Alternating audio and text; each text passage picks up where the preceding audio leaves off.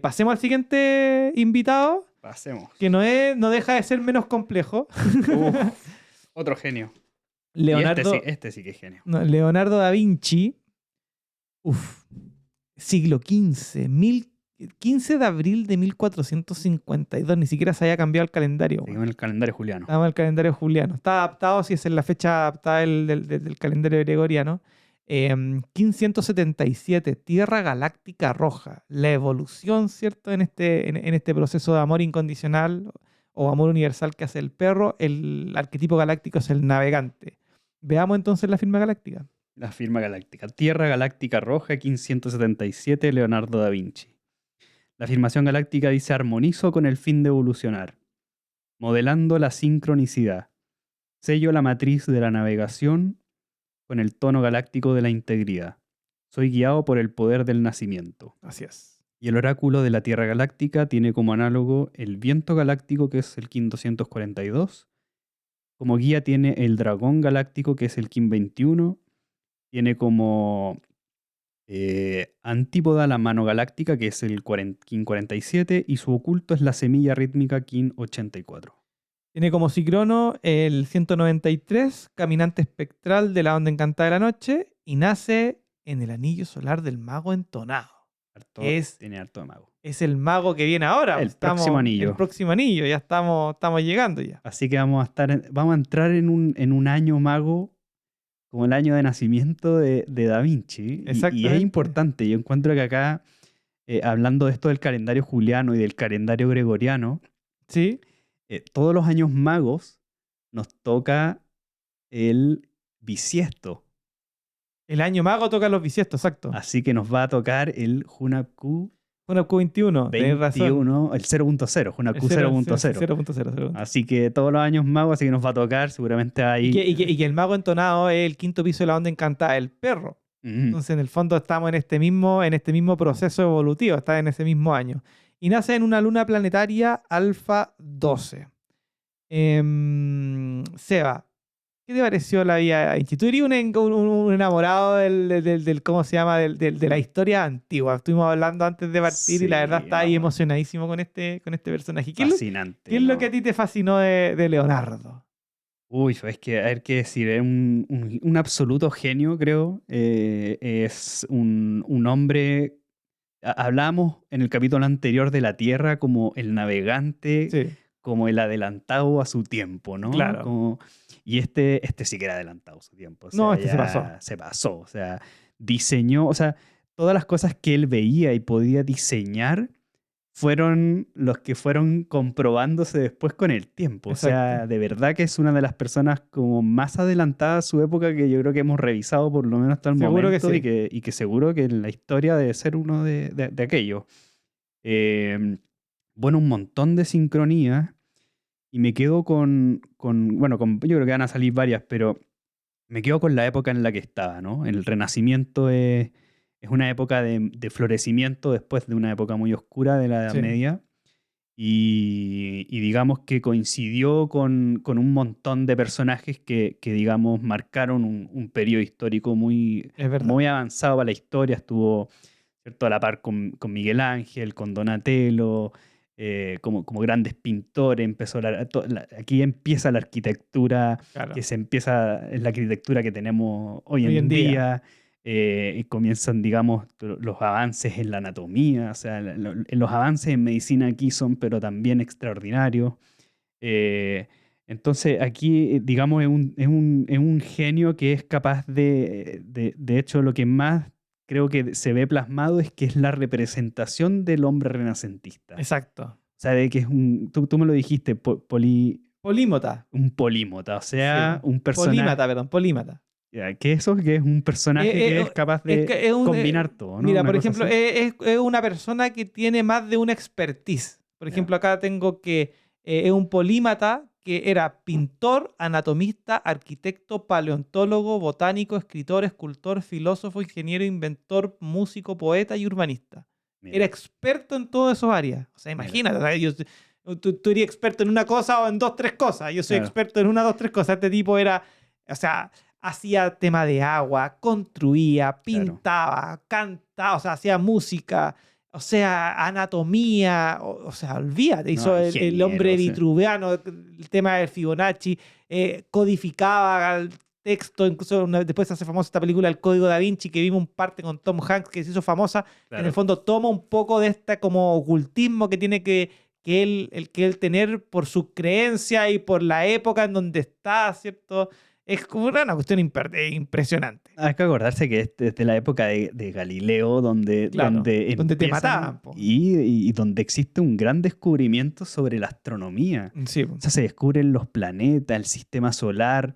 Por ende, la cosmovisión aquí comienza digamos, a separarse de la población en general. O sea, existen personajes que empiezan ya como a descubrir saberes y que transgredían las normas de la época. claro. Entonces necesitaban, ¿cierto?, vivir en un poco clandestino, un poco en el lado un poquito más oculto, porque cualquier señal de amenaza frente a una iglesia que tomaba cada vez más poder, Mm. era bastante corrupta en esa época. ¿En te- esa te- época? bueno, en toda época, toda la razón. Eh, digamos, te quemaban en la hoguera. O sea, Sí, no, sin sí, duda. así que me Eh, parece una persona, pero increíble. O sea, y la historia personal también no deja de ser, weón, porque en el fondo él nace de un hijo ilegítimo de un personaje medio noble, ¿cierto? Que vive en Vinci. En esa época los apellidos no existían, sino que se decían de donde tú eras, él es Leonardo da Vinci, porque estaba en la ciudad de Da Vinci. claro. Y el papá de él como que hereda una casta de esclavos, tiene algo bien raro en donde la mamá de él tiene 15 años y en el fondo queda embarazada, es reconocido como hijo ilegítimo, pero él estaba comprometido con una persona de su misma categoría, por así decirlo, de noble, Claro. y como que ya se lo lleva a su casa, pero nunca es querido. Pero descubre que tiene este como dote artístico y se lo lleva a un maestro italiano y el maestro italiano lo adopta y se parece que este cabro es como seco y pasa sus años como de aprendiz con él y después lo supera. En el fondo se termina yendo, terminan soltándolo porque el tipo ya no había cómo controlarlo. De hecho, menos mal, porque cuando se libera, digamos, y ahí hay un kin creo que importante, porque él creo que comienza esa época en A los cuanto 17 años, sí que lo tengo. Viento cristal de la onda encantada del mono. Es cuando se le lleva al taller de al taller Andrea de Verrocchio. de Verrocchio, Sí. ¿cierto? Y hasta que trasciende, me parece, porque esa es aquí la mano cósmica, que es cuando Sí, tiene 18 años, él ya como que, digamos que consolida un poco la formación dentro de este taller, ¿no? Como que claro. aprende de todo un poco, porque ahí no solamente eran pintores, sino que fundían, De todo, ¿no? De hacían todo. esculturas, Lo hacían... que pasa es que eso como de polímata que hablábamos era como algo que se buscaba, era como Sí. ser como experto en el todo, ¿cachai? Buscar Claro. si tú Es eras que no había. pintor, tenías que ser escultor y tenías que saber trabajar los metales, entonces también tenías que saber un poco de ingeniería, también que saber resistencia, cálculo, tenías que tener todo, porque en el fondo incluía todo. Eran verdaderos alquimistas aquí, Es que claro, incluso si tú miráis ¿cómo se llama? Las composiciones artísticas y las obras pintura, en el lado pintura de Leonardo da Vinci, todas tienen esta forma geométrica sagrada, en donde ocupa el espiral, la secuencia Fibonacci, donde pone las caras, donde pone... Y si tú, incluso si tú te vas a la parte como ocultista, guau, hay un código guau, metido adentro de todas las obras, brutal, en todas las obras hay temas cuáticos donde mete ciertos símbolos escondidos para poder dejar la historia bien resguardada. Es como bien No, cuático. es un personaje muy... Da para dar un capítulo, yo creo, completo de Da Es Vinci. O sea, verdad, es, es es- verdad. es increíble. Creo que hay algo importante que, claro, termina esta mano cósmica a los 18 años y después comienza su etapa amarilla. Exacto. O sea, como que él aprende en este taller que lo posiciona ahí, donde saben que es un hijo legítimo, así que por ende lo tienen ahí Claro, porque es habilidoso, exacto. pero no lo forman del todo, porque siempre se ha dicho después, lo que leía era de que la base de educación que tuvo no fue la más sólida en comparación a sus pares. Claro. O sea, todos los pintores, a Miguel Ángel, todos los que Los que lo digamos, rondeaban. los que lo rondeaban, tuvieron una formación bien definida desde chico. Él como que está a veces lo querían, a veces no, o sea, como que estaba a veces con el abuelo, lo Claro, escondían porque como era ilegítimo, así como que exacto. entonces no tuvo esa formación y siempre fue como una inseguridad que le llevaba a terminar las cosas, digamos, en bastante tiempo. Claro, el tema que se le critica a eso es lo que tú decías, es claramente eso, es que en el fondo se tomaba su tiempo. Bastante. No era una persona que era, Eficiente. claro, no era eficiente, pero sí era eficaz. Sí. ¿Cachai? Porque en el fondo cumplía los Cumplía. objetivos, Mm. pero no los cumplía en el menor tiempo posible, que era algo que en el fondo en la época empieza a dar vueltas, ¿cachai? Entonces, Algo muy propio de la tierra también. Lo que hablamos de la mano y la tierra, ¿cierto? claro, La mano de accionar, pero de la tierra de buscar la evolución exacto. y hacerlo en un tiempo. O sea, Y también y lo hablábamos antes también, o sea, el tema de que de repente para poder hacer obras que son de alguna forma trascendentales, mm, necesitan de evolucionar. Entonces hay muchas pinturas, tanto por ejemplo la Mona Lisa, que en el fondo trabajó 4 años en ella y después trabajó 4 años más en ella y en el fondo le va dando capas y capas y capas. Entonces la Mona Lisa en el fondo tiene así una cantidad de capas de pintura, entonces eso le da reli- volumen y el relieve te da la perspectiva y hace estos efectos que no son capaces de ser reproducidos con pincelado con altas reproducciones, como lo veíamos con Van Gogh, que hacía un montón de pinturas, pero ninguna claro, tenía esta característica de relieve y de ser tan magnánima como lo que hizo Leonardo da Vinci en las pocas horas que pintó, porque tampoco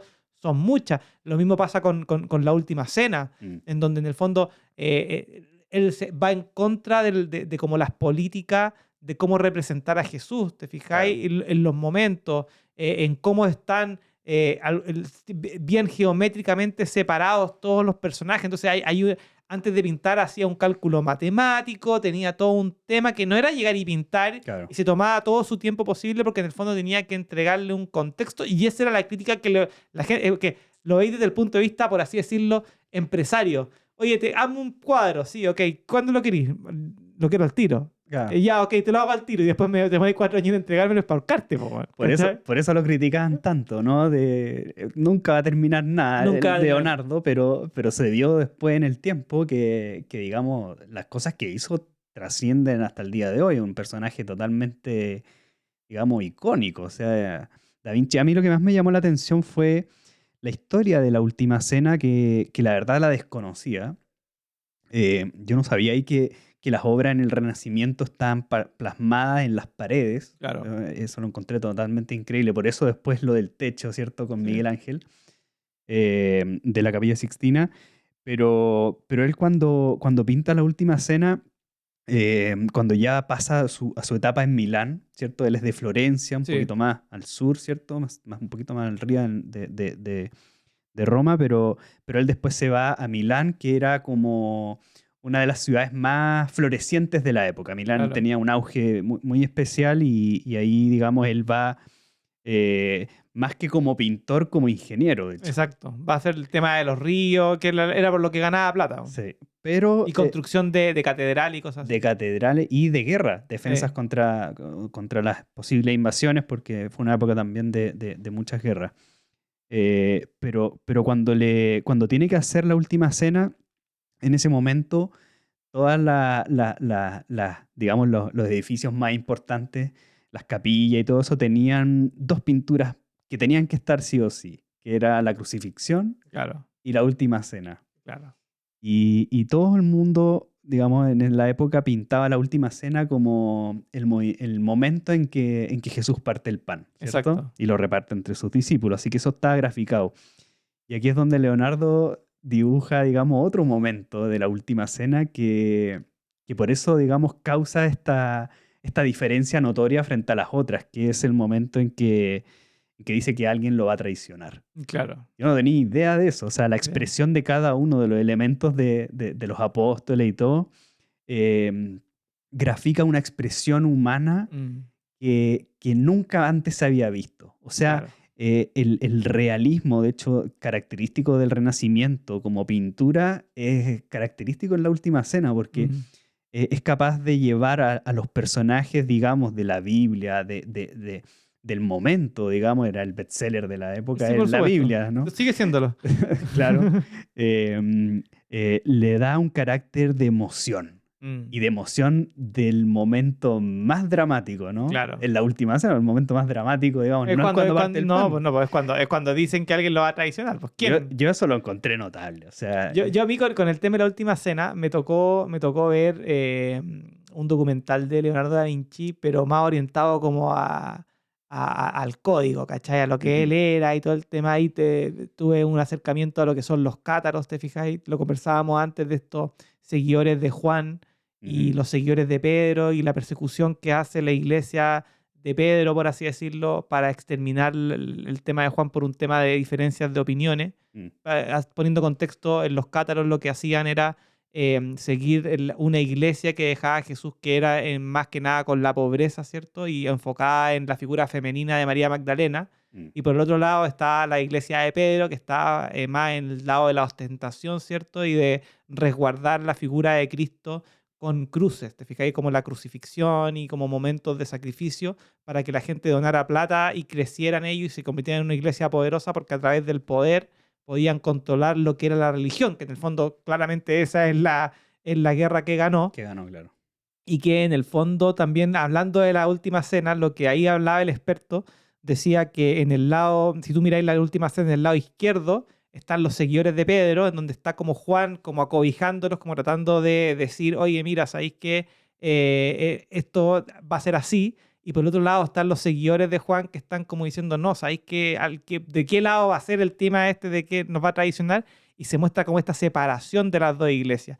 Y está Jesús con una mano arriba y otra mano abajo. ¿Te fijáis? Que era como la representación del equilibrio. ¿Te fijáis? De cómo están estas fuerzas y quién va a ganar y cuál va a ser la herencia final de este tema. Y en el fondo pinta la figura de Juan como con rasgos femeninos y que después lo comparan con otra pintura en que es el mismo personaje pero que es femenino, entonces al final creen que es María Magdalena y no es Juan el que está ahí. Entonces genera un revuelo. Esto estamos hablando que por esta cuestión que estoy diciendo, si el papa que estaba en ese minuto, que no me acuerdo, que supiera esto, te mata. O sea, claro. te estáis poniendo la soga al cuello. Está codificado y yo creo que era un código también hacia el futuro, o sea, hacia la... Y me pareció muy divertido porque en el fondo, en el pensamiento cátaro y dentro de todas las cosas que hay dentro de ese pensamiento y que es donde está la Inquisición, va orientada a ese grupo de personas, estaban en contra de la representación de la cruz, porque no porque dijeran que Jesús no murió en la cruz, sino que es por como enaltecer la herramienta de muerte. Es como que, por ejemplo, si a mí yo me muriese o me mataran ahorcado y me hicieran un altar con una cuerda y que nosotros tuviéramos la cuerda, así como, oye, me ahorqué. Claro. No, claro, ellos decían que no, porque no que la cruz está bien, era un símbolo que era donde se murió Jesús, pero no había por qué enaltecerlo. Incluso en todas las iglesias cátaras no hay cruces. Y es como y ese es el símbolo que la iglesia de Pedro es como, este hombre sufrió en la cruz, ¿cachai? Tenemos que sufrir como él y muestran como un tema más de sufrimiento y de dolor para soltar los bolsillos. En el fondo la iglesia católica iba dirigida a eso. Una empresa. A una empresa. Y hay algo, bueno, aquí de Da Vinci y bueno, el Renacimiento tenemos harto que hablar porque también tiene mucho que ver con el tiempo. Es que se crea el reloj. Claro, en la época Aquí del reloj. se crea el reloj y el de calendario mano. gregoriano en el 98, no me acuerdo. 1598, pero ahí ya está terminando el Renacimiento. Aquí, Claro. 1505, parte el reloj de bolsillo. Y el reloj de bolsillo causa una revolución silenciosa, pero importante y potente. Súper importante porque tiene que ver mucho con la visión del tiempo de hoy en día, ¿no? Hoy día vemos básicamente el tiempo relacionado a lo que tú puedes generar en dinero. Claro. Y esa es la gran digamos, visión del tiempo en la cual nosotros hemos nacido, crecido y nos hemos formado casi. Y estamos descubriendo, ¿cierto?, a través de los códigos de la ley del tiempo, de que el tiempo es una ley natural. Claro. ¿Ya? No es un sistema mecánico y digamos, basado en cuánto yo puedo ocupar mi tiempo para ganar dinero, sino que es cómo yo utilizo el tiempo en pos a la armonía del entorno, a qué arte tengo yo para relacionarme de manera armónica, cíclica, con mi abundancia Mm. y con mi arte, ¿no? Encontrar mi esencia. Y aquí es donde encontramos que el reloj comienza a entrar en esta modalidad empresarial, a controlar sobre todo el control de los préstamos, Claro, y empieza a causar esta guerra entre los nuevos prestamistas a través de este sistema, ¿cierto?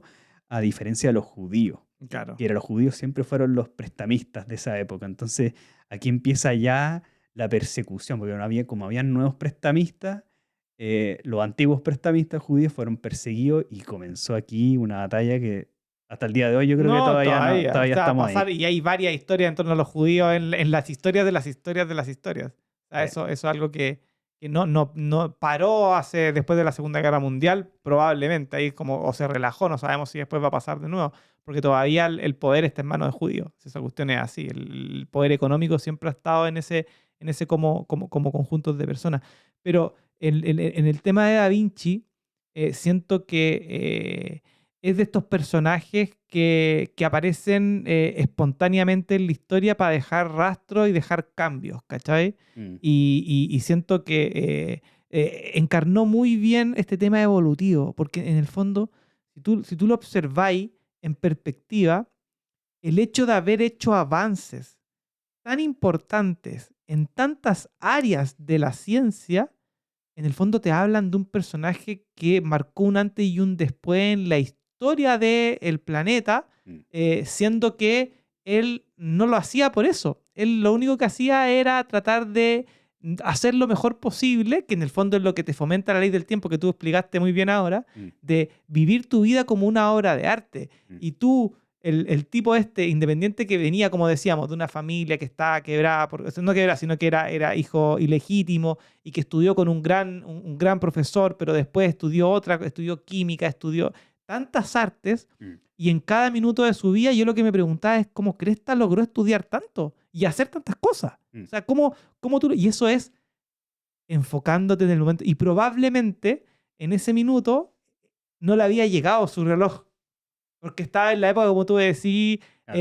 no tenía el reloj de bolsillo en ese minuto, no tenía esta desconcepción del tiempo mecanizado. Por lo tanto, ahí podemos ver el potencial de un humano Mm. expandido al Puro. más puro, ¿cachai? Y decir, oye, tengo... Y ahí yo decía, ¿cómo tuvo tanto tiempo para hacerlo? Y la respuesta lógica que se me viene a la cabeza es que tenía todo el tiempo del mundo porque nadie le vino a separar su tiempo en minutos. Tenía todo el tiempo del mundo. Exacto. Hacía nomás. Probablemente o dormía poco o se pasaba de un tema a otro. Tal vez si el reloj habría estado, Da Vinci nunca habría podido terminar No, ni una de sus obras. No, pues porque le habrían puesto plazo. Exacto. Le habrían puesto plazos temporales. Independiente que existía el calendario, ese Claro. es un tipo de contabilización del tiempo. Pero la frecuencia 1260 se instaura con el calendario cuando se cruza con el reloj. Mm. Ahí es donde parte el tiempo mecanizado. Recuérdate que el reloj, los relojes son de 12 horas, Claro. miden 24 horas, por lo tanto, como son de 12 horas, 2 giros del reloj marcan un día, entonces acelera el proceso al doble, y ahí es donde empieza la desincronización. La enajenación también. Empezamos incluso cuando tú veías, por ejemplo, los mayas tenían también un tipo de reloj, pero era un tipo de reloj que tenía 20 etapas, Mm. pero que representaban las 24, entre comillas, horas del día, las 20 Claro. etapas del día, pero era un giro en un día. Sí. Aquí nosotros hacemos 2 giros en un día. Ahí me acordé algo de que aprendí ahí estando en el sur, de que los antiguos acá originarios medían la hora por el color azul. Como por el color azul. O sea, el color del cielo Ya. en la madrugada, digamos, después en el amanecer, después a mediodía, después Claro. entre mediodía y atardecer. O sea, la tonalidad del azul para esa época, imagínate que no hay holografía, Claro. hologramas, digamos, no existe nada. Era así veían el tiempo. Claro. Y se juntaban porque había un nombre específico para el azul de la tarde, de media tarde, Ok. o sea, del amanecer, del atardecer. existía un nombre, de hecho, creo que son 12 nombres específicos en Mapudungun que determinan la frecuencia del azul, Del azul. para encontrarnos, ya encontrémonos cuando el azul esté, digamos, Claro, yo esta... leí en un libro de Frank Díaz, que es uno de estos antropólogos también maya, o sea, no maya, sino que son estudiosos antropólogos, que decía que los mexicas tenían un sistema de contabilización del tiempo por los 20 sellos. Entonces, encontrémonos cuando el perro, y el perro, por ejemplo, está, no me acuerdo, pero el perro es cuando está en este lugar el sol, o Mira. cuando estaba la serpiente, que es cuando el sol está abajo, ¿cachai? Entonces tenían como todo un sistema, pero a lo que iba, y que lo mismo decías tú, es un solo giro en el día, no dos. No, 2. ¿Cachai? Porque eso es lo que hace el reloj, es acelera el tiempo al Acelera doble, todo. ¿cachai?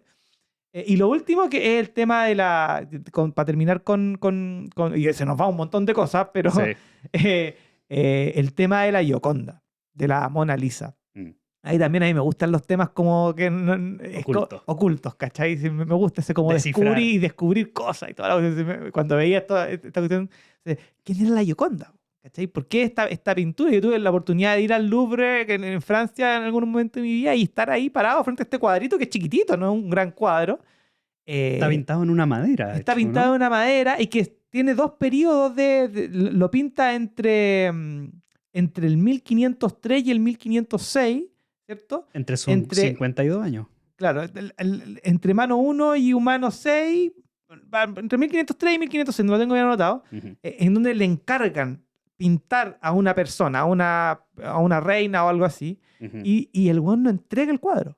Se Claro. lo queda. Es la esposa, creo que, de un conde. De o un de- conde. de un Y personaje. después lo retoma en el 1510 hasta el 1515 lo está, ¿cómo se llama? Ya cuando está en Francia. Ya cuando está en Francia, ¿cachai? Entonces, y una de las gracias que contaban estos personajes que estaba viendo es que la llevaba siempre consigo. O sea, no la entregaba. Se cambiaba de ciudad, podía dejar todo, pero la Gioconda se la llevaba. Y le ponía una pincelada al día. Iba todos los días dándole un poquito más y la retocaba y la retocaba y la retocaba y la retocaba. Entonces, ahí preguntaban por qué hizo eso.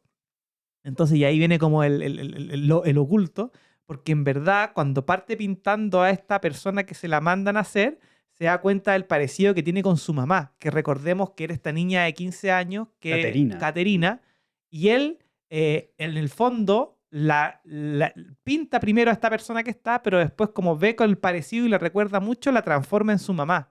Entonces el tipo decía, pensemos en una época cuando no estamos sin celulares.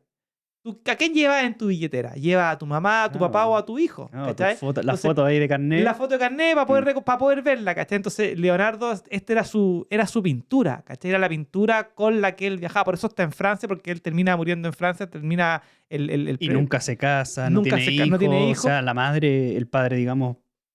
Dicen que cuando estaba muerto estaba muriéndose ahí mirando a esa pintura, ¿cachai? Y es una pintura que de verdad tiene esa weá que yo te puedo decir, yo la vi, compadre, ¿cachai? Yo me dije, a ver si esta weá es O verdad. sea, era el tesoro de él. Era su tesoro. Y yo me acuerdo cuando fui al Louvre, me tocó ir con compañeros del colegio, que es un museo, pero así, ya, olvídate lo brutal que hay. Tú entras como una pirámide de vidrio, entras hacia abajo y después entras como un castillo que la rodea, una weá así, pero olvídate, es una experiencia por sí sola. Estuve un día entero viendo las cosas que hay dentro de esa cuestión, ¿cachai? Que en el fondo tiene muchas cosas de muchas partes del mundo No, por me la imagino. guerra y todo el tema. Mm. Y la Gioconda está en una pieza, ¿cachai? Con esta cuestión llena de vidrios en contra de balas, porque es muy parecido a lo que sale en el Código Da Vinci, en el fondo, ahí mismo, ¿cachai? Mm. Y yo dije, a ver, esta cuestión, ¿será esta cosa de que te paráis en distintas partes y te mira esta weón? Así que de weón nomás. Entonces me paré en una esquina, miré y me estaba mirando, weón. Y me fui para el otro lado, weón, y miré y me estaba mirando, weón. ¿Cómo te está mirando para todos lados? Y claro, en el fondo es un juego de sombra, luz y de relieve, porque tú pensás que es una pintura. Pero ¿Cómo en el logra fondo, eso? Pero en el fondo es capas y capas y capas y capas que te dan relieve y te da el juego de luz. Y eso es porque el tipo estudió matemática, estudió el código, ¿cómo se llama? Fibonacci. El tipo era químico, era alquimista. Claro, sabía los colores, sabía la los luz. colores, sabía la luz. Y un trabajo que retocó, imagínate, en total fueron 8 años pintando un tema. Y después, lo que decían los tipos es que después, una vez que lo termina, después cada vez que tenía un tiempo le daba y la retocaba, porque en el fondo es como cuando tú tenías una foto de tus papás, querís que se vea bien, no querís que se destiña, po, weón. Querís que Claro. se esté... Entonces la Esta es la mejor, se la retocaba, la retocaba, la retocaba, la retocaba, y ahí está como la historia oculta, no oficial claramente de quién es la Gioconda y todo lo que involucra esta historia de esta tierra, ¿cómo se llama? De esta tierra galáctica, que en el fondo cambió la historia de cómo son las cosas. En el Mucho, fondo o sea, es cosa de ver, weón, el estudio sobre la ave, el estudio sobre la anatomía, el hombre vitrugano, el tema de trabajar para los Medici, que ni siquiera nos metimos en ese tema, no, ¿cachai? no, si nos faltaron Nos muchas faltaron cosas. muchas cosas, pero la cantidad de cosas que hizo trascendentales, la cantidad de cosas de ingeniero, pintor, o sea, ya le faltó, weón, ser bailarín, weón, de Shakira, weón. Claro. Y sin inventar Facebook le faltó. Claro, le faltó inventar Facebook. Oye, mira, muere un día luna magnética ¿Ya? y transitando el humano planetario. Y eso me llegó mucho porque, como dije antes, era el hombre símbolo o icónico del Renacimiento, Claro. ¿cierto? Lo que bien dijiste tú también, el hombre sin el tiempo, digamos, métrico o del reloj, ¿no? Claro. Un hombre totalmente renacentista y multifacético, ¿no? Ujú. O sea, que muera en el humano planetario, Claro. creo que grafica muy bien el concepto de ser humano y la grandeza que tiene la creatividad humana cuando está en una posición, digamos, Claro. creativa pura, ¿no?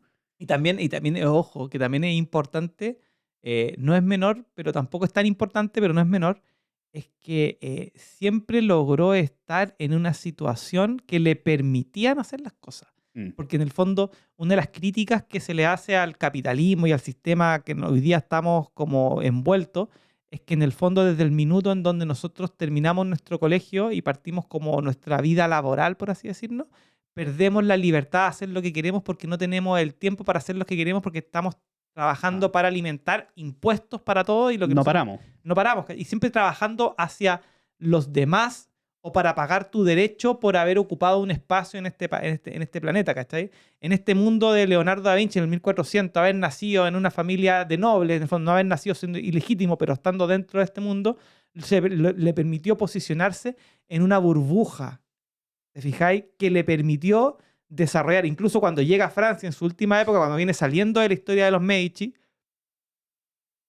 ¿cómo se llama? Lo adopta el rey de Francia, que se llama Francisco I, que es una tierra entonada. Yo cuando vi esa sincronía, se me olvidó decirla, vi la tierra entonada de Francisco I y dije, bueno, son los dos tierras. Las dos tierras. ¿Cachai? Es como que lo comprendió. Incluso hay un dicho que dice que muere Leonardo ahí con el rey al lado, porque el tipo lo considera un genio brutal. Por eso todas las obras de Da Vinci, las más importantes como la Mona Lisa, están en Francia. ¿Cachai?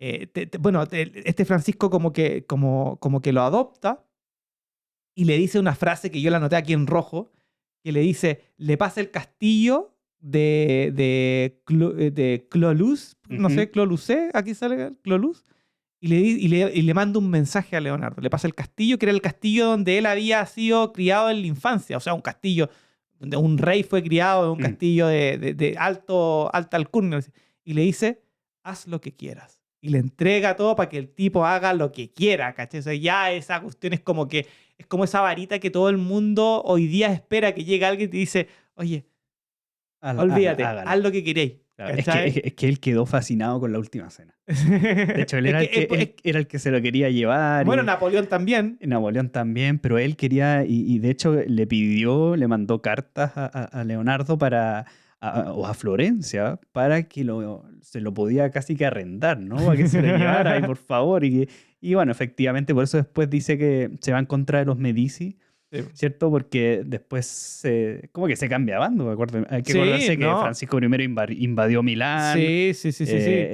Hay guerras ahí de por medio y termina en Francia, ¿no? Con el bando, casi que con el bando opuesto. Es que lo que pasa es que también tiene mucho que ver con sus creencias. Piensa que los cátaros se refugian en Francia. Claro. Y después...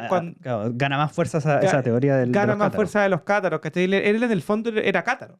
¿Cachai? En el fondo lo que dicen es que si tú tú miráis todas las pinturas y veis todos los mensajes ocultos que deja Leonardo da Vinci y la razón por la que pinta de ciertas maneras las cosas que deberían pintarse de otra manera es porque el tipo era cátaro y porque no estaba de acuerdo con la iglesia de Pedro y sí estaba de acuerdo con la iglesia de Juan, pero no lo podía decirlo porque estando metido en Milán con ¿cómo se llama? Con la iglesia católica iba a ser considerado hereje y lo iban a quemar y no, eso no es una opción, po. ¿Cachai? No, ¿cómo voy a optar por quemarte? Mejor que yo me lo imagino así. Estos tontos no saben lo que estoy haciendo lo que quiero y se los dejo en su cara y no se dan cuenta. ¿Cachai? Para el que entiende el que entienda. Aparte estoy decodificando todo para adelante. Para que sea codificado. Pero bueno, eso tengo